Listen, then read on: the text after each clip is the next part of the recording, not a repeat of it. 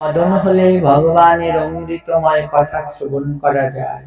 তো গ্রন্থের এক জায়গায় উল্লেখ করা হয়েছে, তত্রাপি বৃন্দাবনা ধন্যা ধন্যা কীর্তিরসনাময়া গোপীগণ ধন্যা শ্রীমতী বৃন্দাবন ধন্যা তত্র রাধাকুঞ্জ তিরোরম্মা।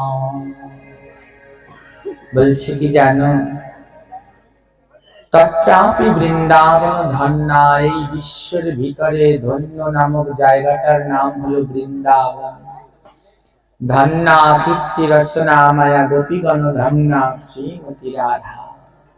বলে এই ভূমণ্ডলের ভিতরে ভারত ভূমি শ্রেষ্ঠ, ভারত ভূমির মধ্যে বৃন্দাবন শ্রেষ্ঠ, আর বৃন্দাবনের মধ্যে গোপীগণ শ্রেষ্ঠ, আর গোপীগণের মধ্যে শ্রেষ্ঠ হলো আমার করুণাময়ী শ্রীমতী রাধারানী।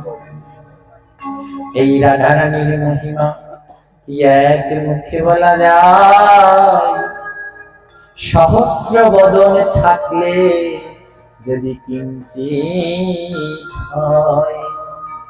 বলে এক মুখে কি করে রাধারানীর মহিমা বলি, যদি হাজার মুখ থাকতো তাহলে হয়তো কিঞ্চিৎ একটু চেষ্টা করা যেত।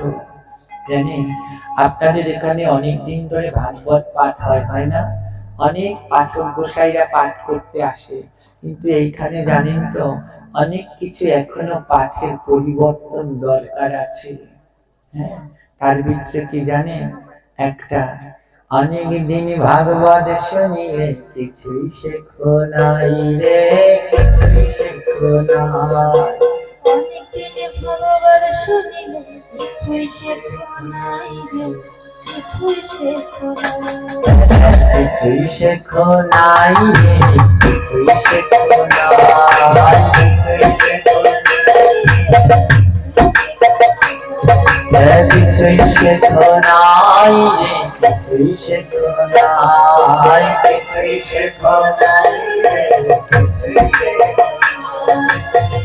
ভাগবত চলাকালীন ব্যাসাসন স্পর্শ করতে নাই, ভাগবত চলাকালীন ব্যাসাসন স্পর্শ করতে নাই, ভাগবত চলাকালীন ব্যাসাসন স্পর্শ করতে নাই, ভাগবত চলাকালীন ব্যাসাসন স্পর্শ করতে নাই। কিছুই শেখো নাই রে, কিছুই শেখো নাই,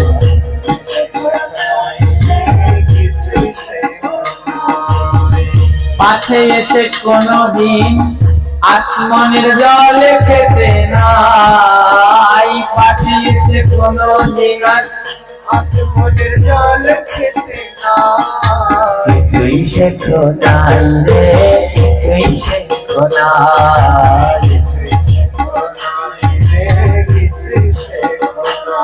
আরে ভাগবতে আসলে প্রভু খালি হাতে আসতে নাই, ভাগবতে আসলে প্রভু খালি হাতে আসতে নাই। কিছুই শেখো নাই রে, কিছুই শেখো নাই,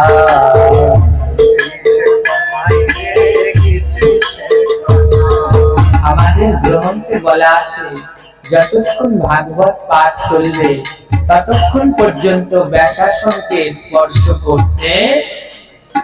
কিন্তু আপনারা অনেকেই এসে ব্যাসাসন স্পর্শ করছেন, প্রণাম করছেন, এতে পুণ্যের থেকে অপরাধ বেশি হচ্ছে। বুঝতে পারছেন মায়েরা? ব্যাসাসনের সম্মুখ দিয়ে হাঁটতে নেই, হাঁটা পর্যন্ত নিষেধ এই সামনে থেকে, কিন্তু আপনারা সবাই আসছে যাচ্ছেন, এগুলো অপরাধ। আমি সত্যি কথাটা বললাম, অনেকের মনে হয়তো কষ্ট লাগবে, কিন্তু তাও সত্যি। কোন সময় পাঠ চলাকালীন সময়ে ব্যাসাসন স্পর্শ করতে নেই, পাঠককে তো নাই না, আর ওই ব্যাসাসনের সম্মুখে দিয়ে হাঁটতেও নেই। যখন পাঠ বিশ্রাম হয়ে পাঠক ধ্বনি দেবে তারপরে যত খুশি প্রণাম করুন, আলিঙ্গন করুন, কোনো অপরাধ নেই। হ্যাঁ, কালকে দেখলাম পাঠ শেষে সবাই এই আসমন পাত্রের জল চাচ্ছে। হ্যাঁ, এইগুলো আমি বলতে বলতে বিভিন্ন পাঠে, কিন্তু তাও হচ্ছে না। কি করে হবে বলুন? সবাই কালকে পাঠের শেষে বলছে গোসাই একটু চন্নমিত্র দেন। প্রথম ভাবলাম চন্নমিত্র কি, তারপরে বুঝলাম চরণামৃত। হ্যাঁ, চরণামৃতকে বলছে চন্নমিত্র, আদৌ চন্নমিত্রই চেয়েছে। পাঠের শেষে এই আসমন পাত্রের জল বিভিন্ন পাঠকরা দেয়, আপনারা নিয়ে খান আর মাথায় দেন। কালকেও কয়েকজনে চেয়েছে, এটা কি চরণামৃত? চরণামৃত কাকে বলে? দুধ, দধি, ঘি, মধু, শর্করা মানে চিনি, এই পাঁচটা জিনিস দিয়ে ভগবানকে স্নান অভিষেক করলে যা পাওয়া যায় তার নাম হলো চরণামৃত। যদি এটাও না হয় তাহলে শুধু গঙ্গা জল সুগন্ধি দিয়ে ভগবানকে স্নান করে যা পাওয়া যায় তাকে বলে চরণামৃত। আপনারা যে এটা খেতে চাচ্ছেন, এটা কোন দেশের চরণামৃত বলে? বলে যান। এটা যে কালকে আমি দেইনি, অনেকজন মায়েরা এখান থেকে রাগ হয়ে আবার নিজেরা এসে নিয়ে খায় আর মাথায় দেয়। আমি দেইনি, তাও এরা নিজেরা নিয়ে খাচ্ছে আর মাথায় দিচ্ছে। এগুলো কোনো চরণামৃত না, এগুলো অপরাধ মায়েরা। এগুলো আসমানের জল। এই একটু আগেই আমার ভাই এই কল থেকে এনেছে, একেবারে ডাইরেক্ট পিওর কলের জল। এর ভিতরে কোনো চরণামৃত কিচ্ছু নেই। ভাগবত পাঠে এসে এই খেতে নেই। ভাগবত পাঠে এসে এই ভাগবতে তুলসী দেয়া হয়েছে, সেই প্রসাদী তুলসী সেবা করতে হয়, সেই প্রসাদী তুলসীটা পেতে হয়। এই কলের জল খেলে কোনো লাভ হবে না। হ্যাঁ, আপনারা এখনো এই জগতে আছেন, এই যুগে, ওটা আমাদের অনেক দুঃখ। এখানে অনেক ভাগবত পাঠক আপনাদের এলাকায় পাঠ করে গেছে, কিন্তু আমরা এখনো কিছুই শিখতে পারলাম না। এখনো এটাকে চরণামৃত বলে খাচ্ছি। আবার অনেক পাঠকরা চালিয়েও দেয়, চরণামৃত বলে দেয়, খায়। হ্যাঁ, এগুলো অপরাধ জানেন। আমরা যারা পাঠ করি এদেরকে ভগবান একটা নাম দিয়েছে, বলেন তো? আমরা যারা পাঠ করি এদেরকে কি বলে? জোরে বলুন, আরো জোরে বলুন, সবাই বলুন, কি বলে? পাঠক না, ভুল বলেছেন। আমরা যারা পাঠ করি এদেরকে পাঠক বলে না, পাঠক। ঠোক না, কি বলে? ঠক, কয়াকারে পাঠক, পাঠক। কেন জানেন? ঠকাচ্ছি। ভগবান নামটা এমনিতে দেয়নি, আমরা ঠকাচ্ছি, তার জন্য ভগবান নাম দিয়েছে ঠক। মাছ মাংস সব, পেঁয়াজ রসুন আহার শুদ্ধ হয়নি, ব্যাসাসনে বসে ভাগবত পাঠ করছি, ঠকাচ্ছি। কোন শুদ্ধ জ্ঞান সুচিতা নেই, আহার বিহার কিচ্ছু সুচিতা নেই, ঠকাচ্ছি। এই যে এই আসমন পাত্রের জল দেয় আর ওই সেবা দিয়ে পাঠকের 2 টাকা দেয়, ঠকাচ্ছি। তার জন্য গোবিন্দ বলছে আর ঠকিও না। হ্যাঁ, আর ঠকিও না, সত্যটা শিখাও। আর যদি এই কথাটা না বলতাম না, ভগবানের কাছে গিয়ে আমার কৈপুর দেয়া লাগতো। ওইখানে পাঠ করতে গিয়েছিলি, কি করেছিস, কি শিখিয়েছিস? ওমা, তাই আসমন পাত্রের জল পাঠের পরে খেতে নেই। এই ভাগবতে যে তুলসী দেয়া হলো, এই তুলসী প্রসাদ পাঠের শেষে গ্রহণ করবেন। হ্যাঁ, এবার তো আজকে এখানে 10-12টা তুলসী আছে, পাঠের শেষে তো সব হুমড়ি খেয়ে তুলসী পাতা নিতে আসবে। তুলসী পাতা কোথায় পাবো? আমি নিয়ে আসবো বাসা দিয়ে। এর জন্য 5 জায়গায় খালি হাতে যেতে নেই। কয় জায়গায়? 5 জায়গায় কোন সময় খালি হাতে যেতে নেই। কি কি? জন্ম, মৃত, কেউ জন্মালে কোন সময় খালি হাতে যেতে নেই, তাকে দেখতে উপহার দিতে হয় কিছু না কিছু। মৃত, কেউ মারা গেলে খালি হাতে যেতে নেই, একটা তুলসী কাষ্ঠ হলেও সঙ্গে করে নিয়ে ওই সমাধিতে দিতে হয়। জন্ম, মৃত, গুরু, দেব, গুরুদেবের দর্শন করতে গেলে খালি হাতে যেতে নেই, ডাক্তারের কাছে গেলে খালি হাতে যেতে নেই। আর 5 নম্বরে ভাগবত পাঠ বা ভগবান দর্শন করতে গেলে কোন সময় খালি হাতে যেতে নেই, একটা ফুল ফল না হলে একটা তুলসী পাতা নিয়ে আসতে হয়, ভাগবতে প্রণাম করে দিতে হয় এবং ভাগবত পাঠের অন্তে সেই তুলসী পাতাটা গ্রহণ করতে হয়। আসমনের জল আর খাওয়া যাবে মায়েরা? যাবে? জোরে বলো। কিন্তু দেখবেন আজকে আমি আপনাদের তাও দেখাবো, এই বলার পরেও দু একজন আসবে চন্নামৃত খেতে। হ্যাঁ, এই বলার পরেও দু একজনকে আমি দেখাতে পারবো। এগুলো অপরাধ। এটা কি কোনো চরণামৃত? জোরে বলুন, চরণামৃত। শোনেন, ওই যে সত্য কথায় জোরে সাউন্ড হয়, মিথ্যে কথায় আস্তে সাউন্ড হয়, তার মানে আমি মিথ্যে বলছি? জোরে বলুন, মিথ্যে। এইটা কি চরণামৃত? না। এটাকে চরণামৃত বলে যদি আমরা চালিয়ে দেই তাহলে ঠকই রইলাম, পা ঠক দিলাম। হ্যাঁ, তাই সাবধান হওয়া দরকার। আর যে সময় ভাগবত হোক, কোন সময় ব্যাসাসনে স্পর্শ করতে নেই। ব্যাসাসনের একটা গণ্ডিও থাকে, জানেন? দেখবেন বড় বড় পাঠকরা যখন পাঠ করে, এই ভাগবতটা যদি থাকে, এই মাতাজির ঘরে তো আছে, এই গোরক্ষপুরের ভাগবত, এটা যদি কারো ঘরে থাকে আর এর প্রথম থেকে কেউ যদি পড়ে, তাহলে অবশ্যই জানে যে ভাগবতে যে বসবে, সেই বসতে দেওয়ারও আসন আছে। শ্রোতারা যে বসবে তার জন্যও আসন থাকবে, দেবাসন, সবার প্রথমে মুনি আসন, ঋষি আসন। হ্যাঁ, বসবার জন্যও নিয়ম ভাগবতে বলে দেওয়া আছে। সত্য কি মিথ্যা, এইটা আপনাদের এলাকারই এই গ্রন্থটা মাতাজির ঘরে আছে, একবার পড়ে দেখবেন। হ্যাঁ, তো স্পর্শ করা তো দূর, বসবে যে তারও ধাপ ধাপ নিয়মগুলো এই গ্রন্থের ভিতরেই দেয়া আছে। এইগুলো একটু আপনাদের খেয়াল রাখতে হবে, নইলে কিন্তু অপরাধ হয়ে যাবে। আমরা যেখানে ছিলাম, ভাগবত মধুরামৃত কথায়, রাধারানীর প্রেম সুধায়, রাধারানীর অপূর্ব রূপ প্রেমময়, তাকে এক বদনে বলা যায়। উদ্ধবের নাম শুনেছেন? উদ্ধব, ভগবান শ্রীকৃষ্ণ, হ্যাঁ, উদ্ধবকে পাঠিয়েছে, উদ্ধব একবার যাও তো বৃন্দাবনে গিয়ে খোঁজ নিয়ে আসো তো, আমার মাতা পিতা, আমার রাধারানী সুবল সখা কেমন আছে। উদ্ধব ভগবান কৃষ্ণের কাকা হতো সম্পর্কে, তাই উদ্ধবকে দেখতে এবং কৃষ্ণকে দেখতে প্রায় একই রকম ছিল। তাই উদ্ধব আজকে না কৃষ্ণ সেজেছে। হ্যাঁ, উদ্ধব আজকে কৃষ্ণ সেজেছে। তো কৃষ্ণ সেজে বৃন্দাবনে যাচ্ছে, বৃন্দাবনে যাচ্ছে।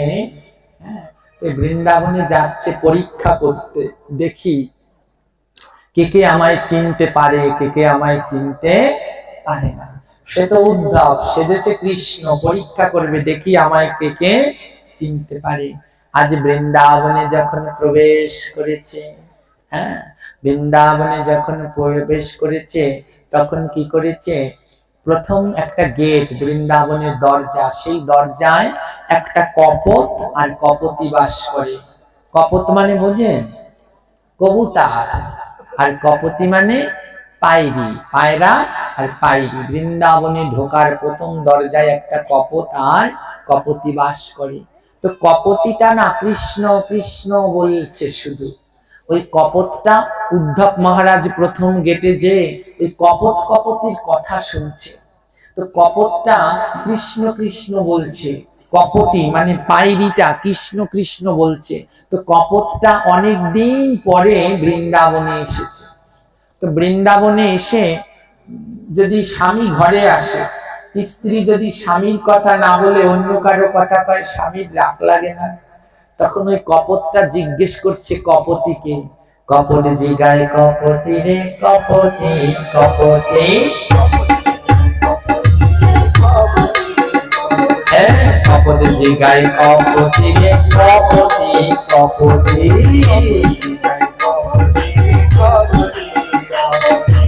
কপত জিজ্ঞেস করছে, এই কপতি, তুই আমার নাম না করে ওই কৃষ্ণ কৃষ্ণ বলছিস, তোর কপতি।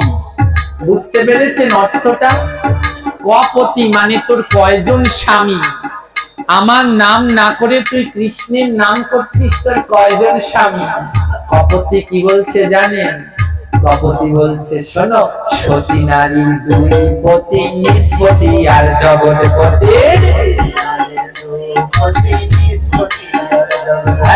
সতী নারী দুই পতি, নিষ্পতি আর জগৎপতি।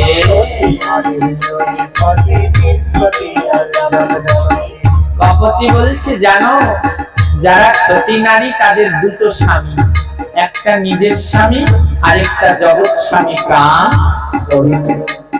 উদ্ধব বলে, সর্বনাশ, বৃন্দাবনের একটা কবুতর পাখি সেও এত জ্ঞানী? একটু সামনে জায়গায়, একটু সামনে যখন এগিয়েছে দেখে ময়ূর আর ময়ূরী বসে আছে। আমার ছোটবেলায় পড়েছেন কাকে ডাকে, ওই যে এক কথায় ছিল না, কাকে ডাকে কি বলে? কাকা। করেননি? হ্যাঁ। কোকিলে ডাকে কি বলে? কুহু। হ্যাঁ। তারপরে যে ময়ূরে ডাকে, ময়ূরের ডাকে কি বলতো? কেকা। ময়ূরের ডাককে বলতো কেকা। আজ যখন দ্বিতীয় দরজায় গিয়েছে, গিয়ে দেখে দুটো ময়ূর বসে আছে, ময়ূরেরা ডাকে কে কা বলে। কিন্তু আজ উদ্ধবকে দেখে ময়ূরেরা কেকা বলছে না, ময়ূরেরা বলছে কে ওই, কে ওই, কে ওই, কে ওই, ও তো আমার কৃষ্ণ নয়, কে ওই, কে ওই, কেকা ছেড়ে বলে দেখো কে ওই, কে ওই।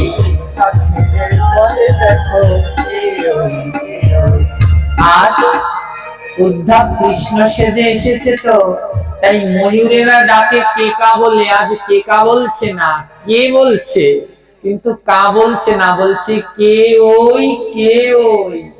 এই যে তুমি কে বেটা? হ্যাঁ, কৃষ্ণ সেজে চলে আসিছ, কৃষ্ণ সাজলেই কি কৃষ্ণ হওয়া যায়? উদ্ধব থমকে গেলেন, সর্বনাশ, এই ময়ূরেরা দেখি আমায় চিনে ফেলেছে, আমি এখান থেকে পালাই। হ্যাঁ, যে সামান্য ময়ূরেরাই আমায় চিনে ফেলেছে। যেই সামনে গিয়েছে, এবার বলেছে কোকিল, কোকিলার গেট। হ্যাঁ, কোকিলার কোকিলা ওই গেটে বসে আছে। কোকিল পাখির ডাকতে কি বলে? কুহু। হ্যাঁ, কোকিল কুহু কুহু বলে ডাকে। আজ যখন উদ্ধবকে দেখেছে, কোকিলে বলছে সুহু সুহু, কুহু নয় সুহু, সুহাও সুহাও, সুহাও সুহাও, ওই বেশভূষা ছেড়ে দিয়ে সুহাও সুহাও।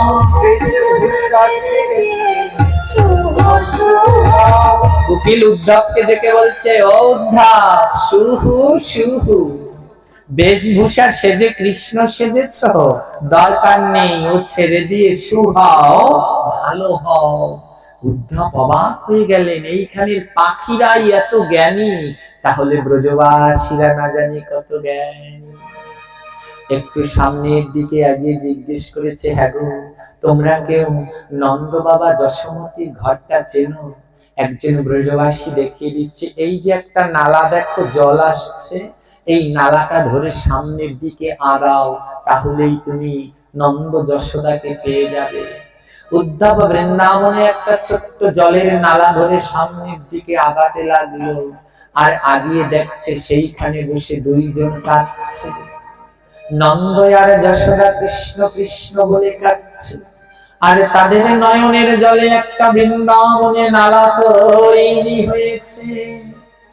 তাই বলছে পিতানন্দ মা যশোদা পিতানন্দ, তারা কাঁদিয়া হয়েছে অন্ধ, কোথায় আমার প্রাণ গোবিন্দ। মা যশোদা পিতানন্দ কাঁদতে কাঁদতে অন্ধ হয়ে গেছে। কৃষ্ণ বৃন্দাবনে আসো, বৃন্দাবনে আসো, কিন্তু কৃষ্ণ আসে না। আজ আর একটু সামনের দিকে আগিয়েছে, দেখে বৃন্দাবনের কোন গাভী দুধ দেয় না। গাভীরা বলে, কৃষ্ণ যদি দুগ্ধ না পান করে, এই দুগ্ধ কাকে দেব? আরে একটু সামনে গিয়েছে, গিয়ে দেখে সখারা আর গোষ্ঠ খেলা খেলে না। আজ শ্রীরাম সুদামকে বলছে, জানিস শ্রীরাম, কৃষ্ণ না আমার জন্য বৃন্দাবনে ছেড়ে গেছে। বলে, কেন ভাই? বলে, জানিস আমি একদিনে কি করেছি? কৃষ্ণকে এটো ফল খেতে দিয়েছি, তাই বোধহয় কৃষ্ণই আমার বৃন্দাবনে ছেড়েছে। সুদাম বলে নারী, ওটা তোর দোষ নয়, তুই তো এটো ফল কেন খেতে দিয়েছিস। শ্রীরাম এটো ফল কেন দিত জানেন? শ্রীরাম বন থেকে ফল এনে আগে এক কামড় নিজে খেত। ফলের মধ্যে বিষ আছে না অমৃত আছে, আগে খেয়ে কিছুক্ষণ পরীক্ষা করত, যদি বিষ হয় তাহলে আমি মরে যাব, আর যদি বিষ না হয় তাহলে মরবো না। তারপরে সেই ফল কৃষ্ণকে দিত। একদিন কৃষ্ণ বলে, সুদাম তুই আমায় কেন খেয়ে খেয়ে ফল দিস? সুদাম বলে, জানিস কানাইয়া, বৃন্দাবনে কতই অসুর, যদি ফলের মধ্যে বিষ মিশিয়ে দেয় আর সেটা খেয়ে তুই মরে যাস, তাই আগে আমি এক কামড় খাই, কারণ আমি যদি মরি তুই আমায় বাঁচাবি, কিন্তু তোর কিছু হলে আমরা কি করে বাঁচব? বলে আমি যদি মরি তাহলে তুই বাঁচাবি কানাই, কিন্তু তোর যদি কিছু হয় আমরা কি করে বাঁচব? এই হলো শ্রীরামের প্রেম। সুদাম বলে, না না, কৃষ্ণ তোর জন্যে নয় আমার জন্যে বৃন্দাবনে ছেড়েছে। বলে তুই কি করেছিস? বলে কেন, আমি কৃষ্ণের কাঁধের উপরে উঠেছি। যেই দিন গোষ্ঠ খেলায় কৃষ্ণ হেরে গেল, সেদিন আমি কৃষ্ণের কাঁধে উঠেছি না, সেই রাগে বোধহয় বৃন্দাবন ছেড়ে চলে গেছে। মা যশোদা বলছে, না না, তোদের জন্যে নয় আমার জন্যে, আমি তো গোপালকে ননি দিতাম তাই চলে গেছে, ননি দিতাম না, কান মলা দিতাম তাই চলে গেছে। এক একজনের দোষ দেখছে। বুঝতে পেরেছেন ব্রজবাসীদের সাথে আমাদের পার্থক্য? আমরা দেখি অন্যের দোষ, আর ব্রজবাসীরা দেখে নিজের দোষ। শ্রীরাম দেখছে তার দোষ, সুদাম দেখছে তার দোষ, মা যশোদা দেখছে তার দোষ। এর জন্য আমাদের দাদু গুরুদেব তার একটি বাণীতে বলেছেন, অন্যের দোষ দেখাই তোমার সব থেকে বড় দোষ। আজ এই আলোচনা তো অনেক বড়। আজ কি হয়েছে জানেন? সবার কাছে ঘুরে ঘুরে উদ্ধব দেখতে দেখতে গেল রাধা রানীর কাছে। রাধা রানীর কাছে রাধা রানী বলছে, জানিস সখী, কৃষ্ণ আমার জন্য বৃন্দাবনে ছেড়ে গেছে। সখীগণ বলে, রাধে তুই আবার কি করলি যার জন্য কৃষ্ণ তোকে ছেড়ে গেছে? রাধা রানী বলে, জানিস সখী, যেদিন বধূ আমার বৃন্দাবনে ছেড়ে যাবে, সেই দিনই বধূ আমায় নিজের হাতে করে সাজিয়েছিল। জানিস, নিজের হাতে করে সেদিন আমায় সাজিয়েছিল। হাতে সোনার কঙ্কন, পায়ে নুপুর, মাথায় বেনুনি বেঁধে দিয়েছে, কণ্ঠে ফুলের মালা, নয়নে কাজল, পায়ে আলতা, কত সুন্দর করে সেদিন আমায় সাজিয়েছে। আর সাজিয়ে রেখে বধূ আমায় বলছে, কৃষ্ণ রাধে তুমি এখানে বসো, আমি কাল বিলম্ব না করে কালের মধ্যেই চলে আসব। রাধা রানী সখীদেরকে বলছে, কাল কাল করি কাল, সেই তো গেল, কত কাল গেল, কালায়ার না আসিল। ললিতা বলে, রাধে এখানে অপরাধ কি?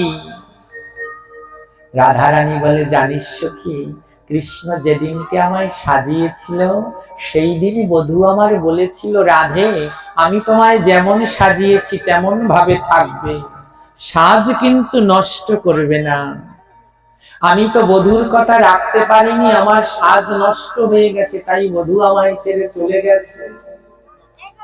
ললিতা বলে, দেখ রাধে, তাকিয়ে দেখ, কৃষ্ণ তোকে ছেড়ে গেছে 100 বছর হয়ে গেছে। এই 100 বছরে কৃষ্ণ তোর মাথায় যে বেনি বেঁধে দিয়েছে, সেই বেনি তুই 100 বছরে খুলিসনি। কৃষ্ণ যেদিনকে বেনি বেঁধে দিয়েছে 100 বছরে রাধারানী সেই বেনি খোলেনি, রাধারানীর বেনি জটা হয়ে গেছে।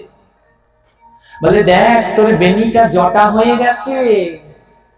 ও রাধে, কৃষ্ণ তোর পায়ে যে আলতা পরিয়ে দিয়েছি 100 বছর তুই পা ধুসনি, লাল আলতা কেমন কালো হয়ে গেছে।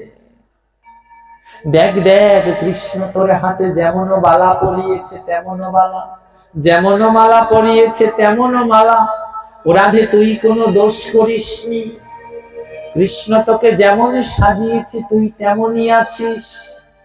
রাধারানী বলে, জানিস ললিতা, আমি সব সাজ রেখেছি, শুধু একটা রাখতে পারিনি। বলে, সব সাজ রেখেছি, শুধু একটা সাজ রাখতে পারিনি। মালা, বালা, হার, মুকুট, বেনি সবই রেখেছি, শুধু একটা সাজ রাখতে পারিনি। ললিতা বলে, কি রাখতে পারিসনি? রাধারানী বলে, জানিস, কৃষ্ণ আমায় কত ভালোবেসে নয়নে কাজল পরিয়েছিল। আমি কৃষ্ণ বলে কাঁদতে কাঁদতে আমার নয়নে কাজল ধুয়ে গেল।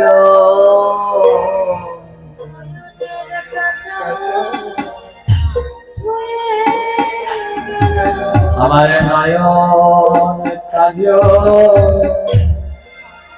ধুয়ে গেল।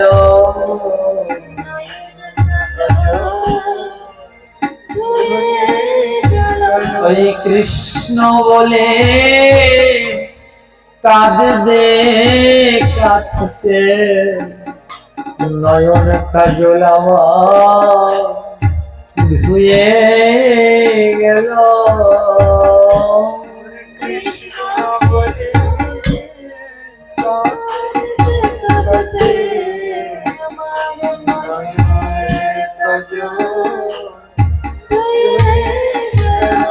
বলে, তাই তো বধূ আসলো না রে।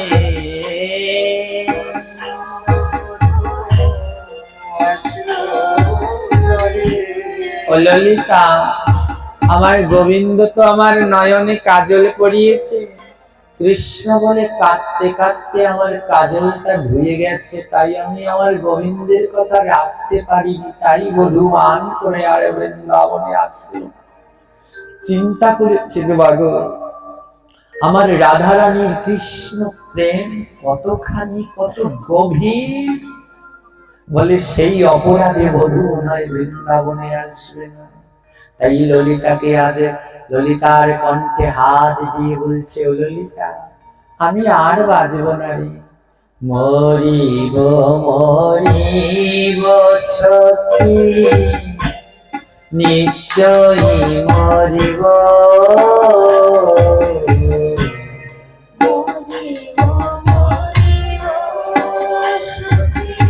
হরি বল, হরি বল।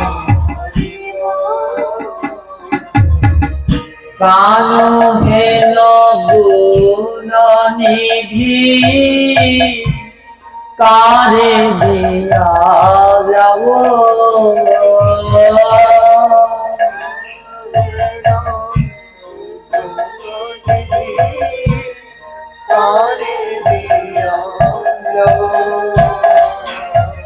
বলে, ললিতা, আমি তো মরেই যাব যদি আমার কৃষ্ণ বৃন্দাবনে আসে। আমার কৃষ্ণকে কে দেখবে বলতো? ললিতা, আজ রাধারানী কৃষ্ণ প্রেমে প্রাণ ত্যাগ করবেন।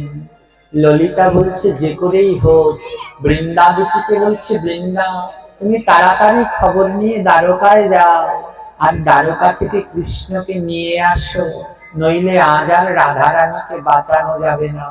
তাই বৃন্দাবতী গেছে কৃষ্ণ আনতে দ্বারকায়, আর এইদিকে ললিতা সখী আমার ছলে বলে রাধারানীকে ভুলিয়ে রাখছে, যেন প্রাণটা না ত্যাগ করে।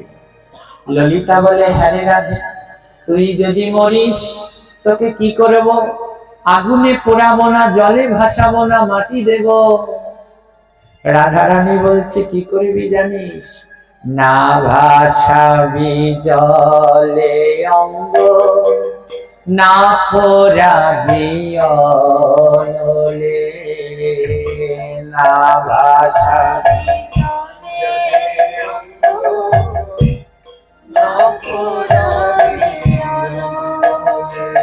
আবার না রাখিবি ভূমি তলে,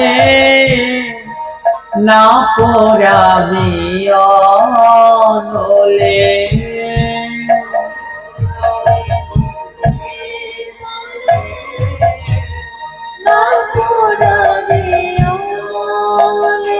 ললিতা, আমি যদি মরি না, আমায় জলেও ভাসাবি না, আগুনেও পোড়াবি না, মাটির তলেও রাখবি না।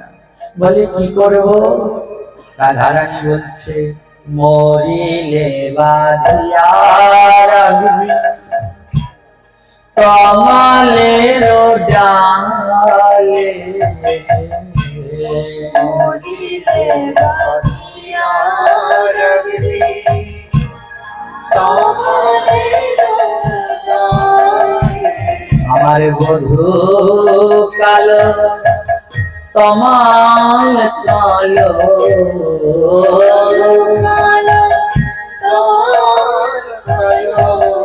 মরিলে বাঁধিয়া রাখবি কমলের ডালে। মরিলে বাঁধিয়া রাখবি কমলের ডালে। শোন শোন, আমায় পোড়াবি না, ভাসাবি না, মাটি চাপাও দিবি না। আমি যদি মরি তমাল গাছের ডালের সাথে বেঁধে রাখবি। ললিতা বলে, এত ডাল থাকতে তমালের ডাল কেন? বলে, জানিস তমাল গাছটা দেখতে কালো, আর কালো কিছু দেখলে আমার কৃষ্ণের কথা মনে পড়ে। তাই তোরা যদি আমার দেহটা তমালের ডালের সাথে বেঁধে রাখিস, আমার মনে হবে আমি আমার শ্যামকালাকে বুকের মাঝে জড়িয়ে ধরেছি। তাই আমার কমলের ডালে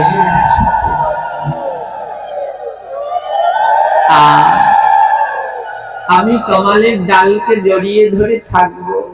কোনদিন যদি বৃন্দাবনে আসি, তাহলে আমি আমার শ্যাম বধূকে দর্শন করব।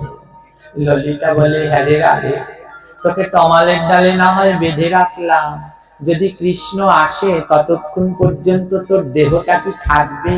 ও তো কাকে ঠুকরে ঠুকরে খেয়ে নেবে। হ্যাঁ, তোকে তো কাকে টুকরে টুকরে খেয়ে নেবে। বলছে, তাই তো কাককে আজ ডেকে ডেকে বলছে, শোন কাক, সর্বঙ্গ খায় রে কাক, না খায় দুই আঁখি,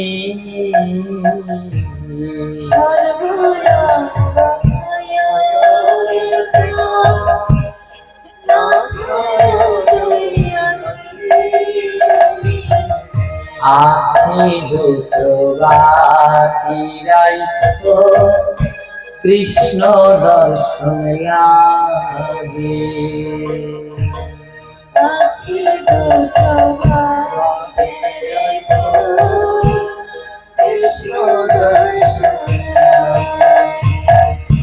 ললিতা বলে, হ্যাঁ রে, আখি দুটো না হয় কাক খেলো, তোর এই দেহগুলো তো পচে যাবে। রাধারানী বলছে, আমি তো তাই চাই, আমার এই দেহটা তমালের ডালে বেঁধে রাখবি, আর আমার এই মাংসগুলো পচে পচে বৃন্দাবনের মাটিতে পড়বে, আর মাটিতে পড়ে মাটির উর্বরতা বাড়বে, মাটিতে সার হবে, আর সেই উর্বর মাটিতে কচি কচি ঘাস হবে, আর সেই ঘাসে সে নন্দ বাবার গরুরা খাবে, আর ঘাস খেলে গরুর দুধ হবে, সেই দুধ আমার প্রাণ গোবিন্দ সেবা করবে।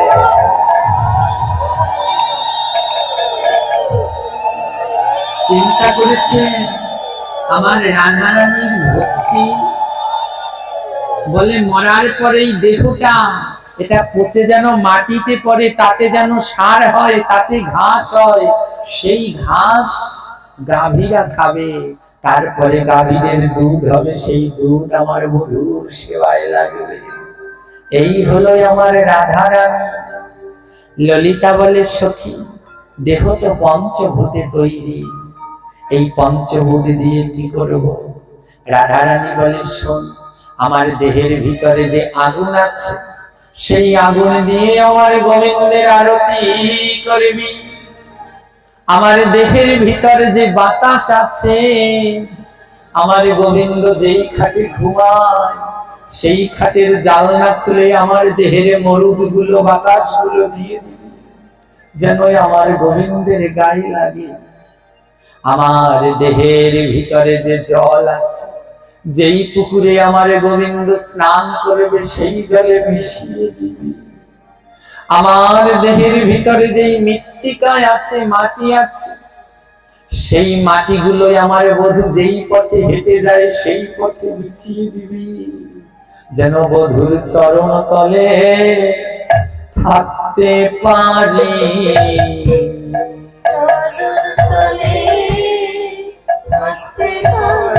যেন বধূর চরণ তলে আমি থাকতে পারি।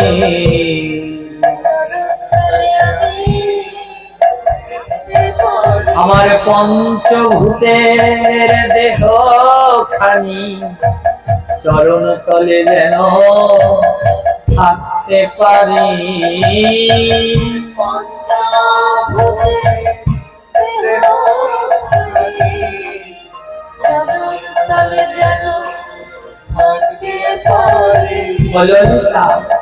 এই দেহটা জীবিত থাকতে তো কৃষ্ণ সেবায় লাগলো না, তাই মরে পচে ঘাস হয়ে ওই ঘাস গরু সেবায় করে সেই দুগ্ধ যদি কৃষ্ণের সেবায় লাগে, তাই বলছে যেন কৃষ্ণ সেবায় লাগতে পারি, কৃষ্ণ সেবায় লাগতে পারি, যেন ভক্তের সেবায় লাগতে পারি।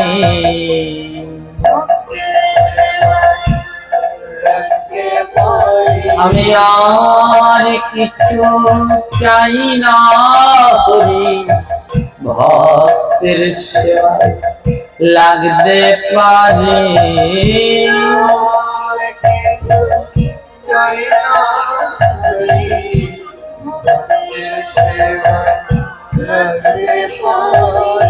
এই হলো আমার রাধা রানী, যে তার পঞ্চভূতের দেহ দিয়ে গোবিন্দের পঞ্চ অঙ্গের আরতি করবে, আর সমস্ত দেহ মন প্রাণ গোবিন্দের সেবায় লাগাবে। হেন কালে বৃন্দা দেবী কৃষ্ণ লইয়া আইল, আর শ্রীমতীর ডান দিকে কৃষ্ণ যে দাঁড়াইল। এবার রাধা কৃষ্ণ দুই জনার মিলন হইল, এবার রাধা কৃষ্ণ দুই জনার মিলন হইল। হরি শ্যামের বামে রাধা রানী খেলিয়া দাঁড়ালো, হরি শ্যামের বামে রাধা রানী খেলিয়া দাঁড়ালো। হরে বৃন্দাবনে রাধা কৃষ্ণের মিলন হইল, হরে বৃন্দাবনে রাধা কৃষ্ণের মিলন হইল। আমার ললিতা বাজায় বিনা বিশাখা মৃদঙ্গ, ললিতা বাজায় বিনা বিশাখা মৃদঙ্গ, চিত্রা দেবী রঙ্গ গাছে কাছে করে রঙ্গ, রঙ্গ দেবী রঙ্গ করে কতে গোজে রঙ্গ, মিলন হইল শ্যাম সোহাগী রাধা রানী মিলন হইল। নিতাই গৌর হরি বল, প্রেমানন্দ বাহুতল, নিতাই গৌর হরি বল, হরি বল হরি বল হরি বল হরি বল হরি বল হরি